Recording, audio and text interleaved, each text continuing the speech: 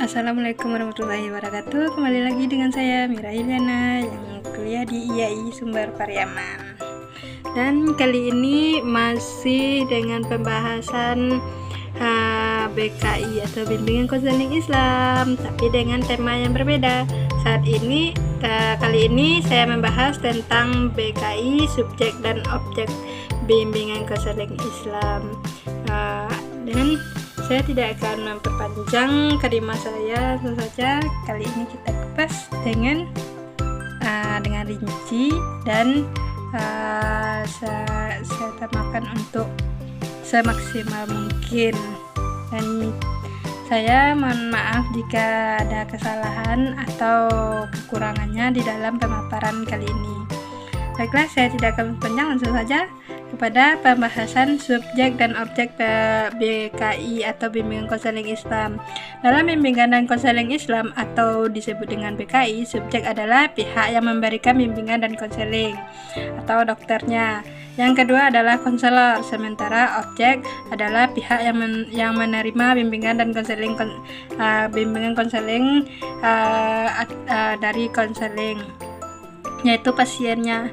Konselor diharapkan memiliki pemahaman dan keterampilan dalam menerapkan prinsip-prinsip Islam untuk membantu konseling mengatasi masalah mereka. Dan subjek BKI, BKI atau disebut dengan bimbingan konseling Islam ini ada beberapa subjek. Yang pertama konselor, yang kedua syarat konselor, dan tiga peran konselor. Kita bahas yang pertama dulu, konselor.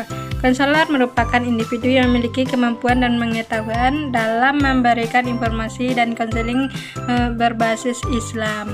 Dan yang kedua adalah syarat konselor. Konselor BKI atau bimbingan konseling Islam perlu memiliki ketawakalan kepada Allah, pemahaman yang mendalam tentang ajaran Islam, serta kemampuan untuk memberikan dukungan emosional dan spiritual kepada konseli. Yang ketiga adalah peran konselor. Peran konselor adalah konselor BKI membantu konseling untuk memahami dan menerapkan ajaran Islam dalam kehidupan sehari-harinya, serta membimbing mereka dalam mengatasi masalah yang mereka hadapi dengan mendekatkan yang sesuai dengan prinsip-prinsip Islam. Objek BKI atau objek bimbingan konseling Islam yang pertama adalah konseli.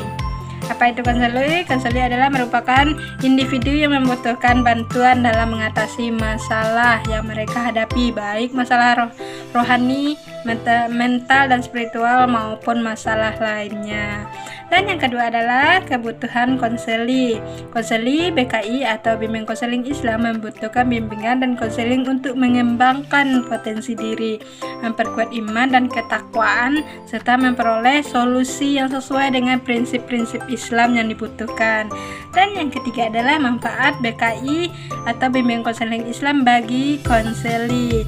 Melalui BKI atau bimbingan konseling Islam, konseli dapat memperoleh pandangan hidup yang lebih bermakna, memperdalam perkembangan terhadap ajaran Islam, serta menghadapi masalah dengan mengadakan prinsip-prinsip Islam tersebut. Dan itulah yang dimaksud dengan objek dan subjek dari BKI atau bimbingan konseling Islam.